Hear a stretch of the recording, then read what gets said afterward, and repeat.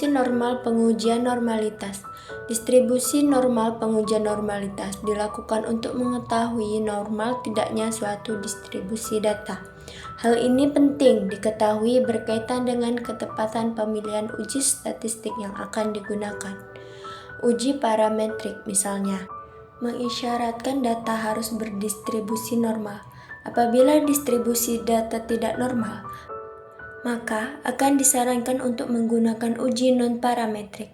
Uji normalitas merupakan suatu pengujian sekelompok data untuk mengetahui apakah distribusi data tersebut membentuk kurva normal atau tidak.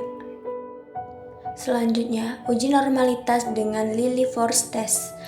Uji normalitas dengan Lilliefors test adalah uji normalitas secara non-parametrik.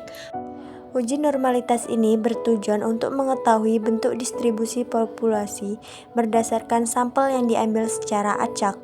Hipotesis yang diajukan adalah sampel penelitian berasal dari populasi berdistribusi normal atau HO melawan tandingan bahwa distribusi tidak normal yaitu HI.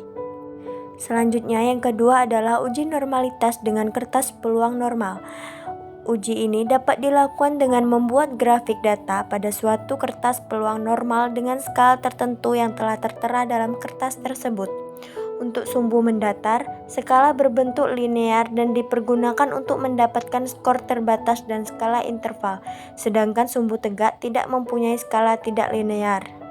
Tetapi sesuai dengan distribusi kurva normal diberikan angka frekuensi kumulatif relatif dari kelas interval tersebut.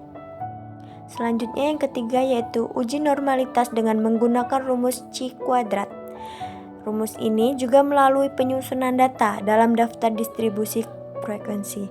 Adapun rumus Chi kuadrat yang digunakan dalam uji normalitas adalah X pangkat 2 sama dengan Chi kuadrat.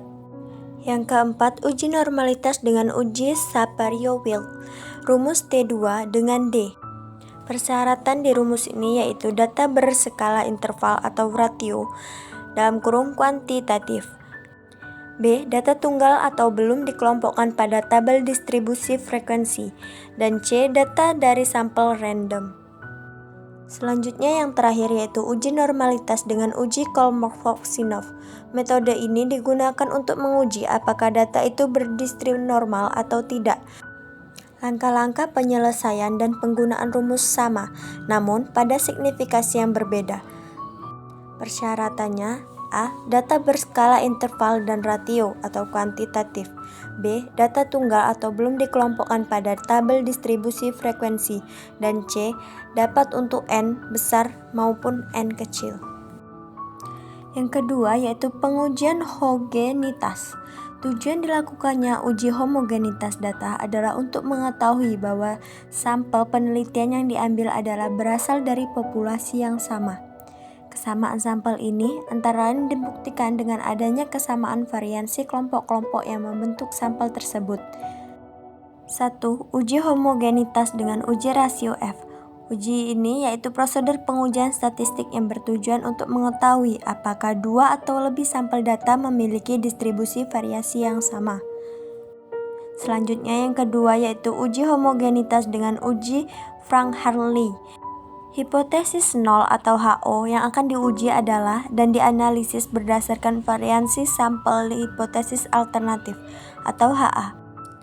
Yang diajukan bahwa ada satu di antara variansi populasi yang tidak sama. Artinya, apabila ada satu dari variansi populasi tidak sama, maka HO ditolak. Yang ketiga, uji homogenitas dengan uji Bartlett. Untuk menguji homogenitas variansi populasi itu akan digunakan harga variansi sampel. Atas variansi sampel inilah diuji homogenitas varian populasi dengan uji Bartlett. Selanjutnya yang keempat yaitu uji homogenitas dengan uji Cochrane. Adapun uji yang dikenal sebagai uji Cochrane test ini meliputi langkah-langkah sebagai berikut. Yang pertama, menetapkan asumsi-asumsi. Yang kedua, menentukan hipotesis. Yang ketiga, menentukan taraf nyata. Dan yang keempat, menghitung dengan rumus STA.